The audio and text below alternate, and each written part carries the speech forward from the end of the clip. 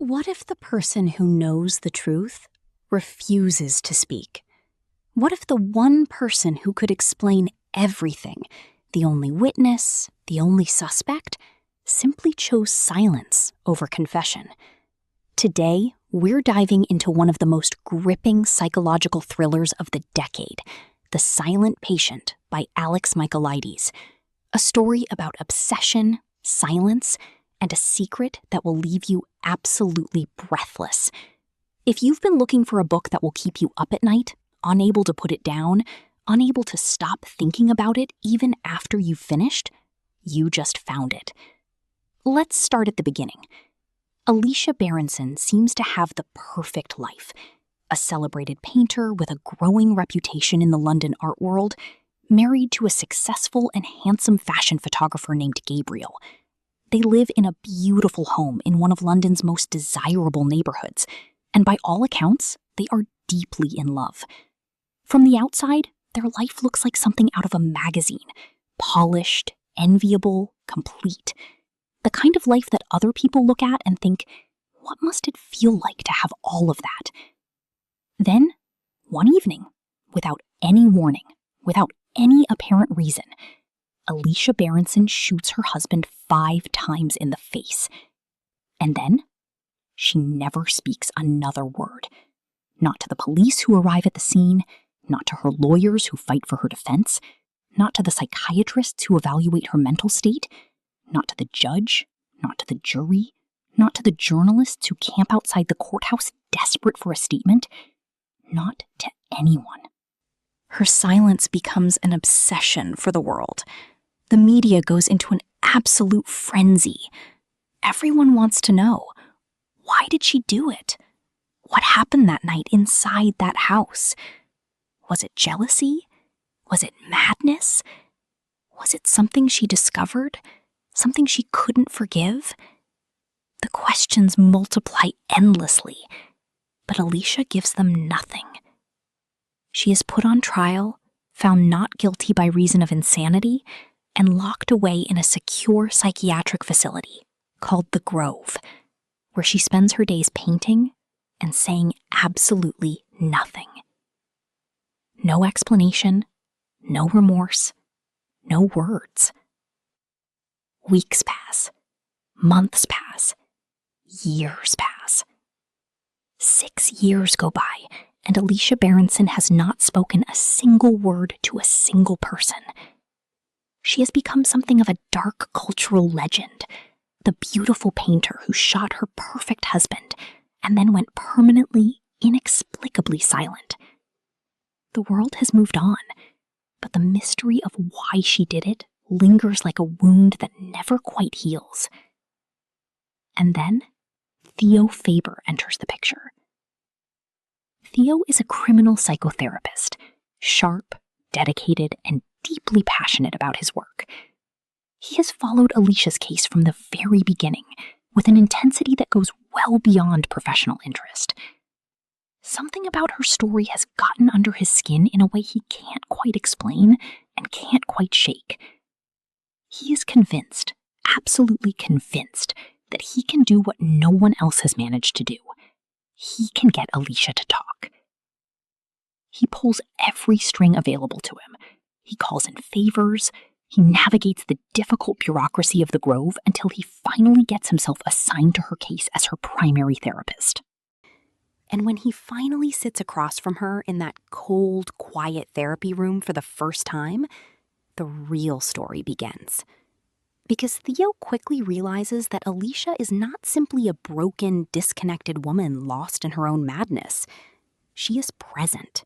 She is observant.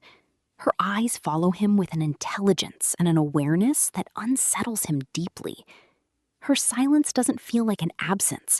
It feels like a decision, like she made a choice to stop speaking and has never once regretted it.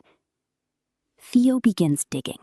He reads every file, every report, every evaluation that has been written about Alicia over the past 6 years.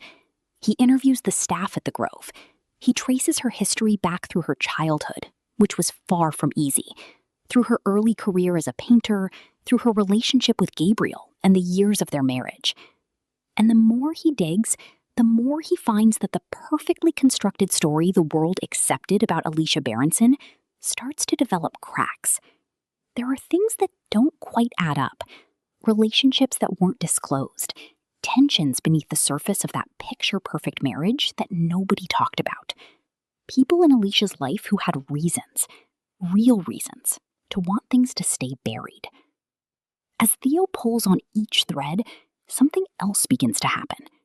The line between his professional role and his personal obsession begins to blur. He starts making decisions that a careful, ethical therapist should never make. He starts taking risks. He starts crossing boundaries. And the reader begins to wonder, just as they wonder about Alicia, who exactly is Theo Faber? What is really driving him? And how much of what he tells us can we actually trust? This is where Michaelides shows his real skill as a writer, because The Silent Patient is not just a mystery about Alicia, it is equally a mystery about Theo. Both characters are unreliable in their own ways. Both are hiding something. And the genius of the novel is that it keeps you so focused on Alicia's secret that you almost miss what's been right in front of you the entire time. The novel is also structured in a way that constantly keeps you off balance. Woven throughout Theo's present-day investigation are entries from Alicia's diary, written in the weeks leading up to the night she shot Gabriel. These diary entries are intimate, raw, and deeply unsettling. They show us a woman who was struggling, who was afraid, who was beginning to sense that something in her life was deeply wrong. But they raise more questions than they answer. And every time you think you've pieced together what happened, Michaelides pulls the rug out from under you.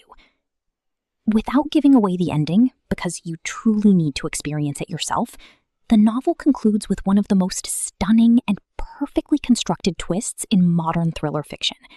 It is the kind of ending that recontextualizes everything that came before it.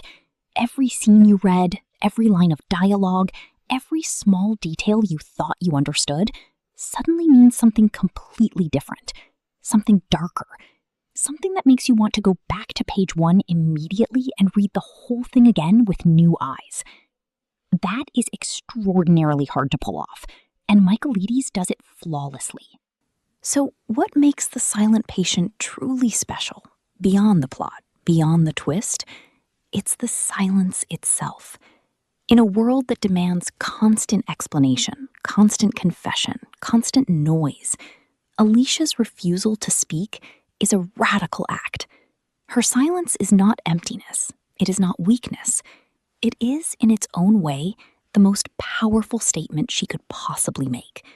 And as the story unfolds, you begin to understand that her silence carries the entire weight of what happened, and why.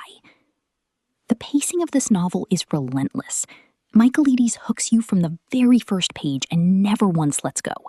Every single chapter ends with just enough tension, just enough unresolved energy to make it impossible to put the book down. This is one of those rare novels where you genuinely lose track of time. The characters are equally compelling.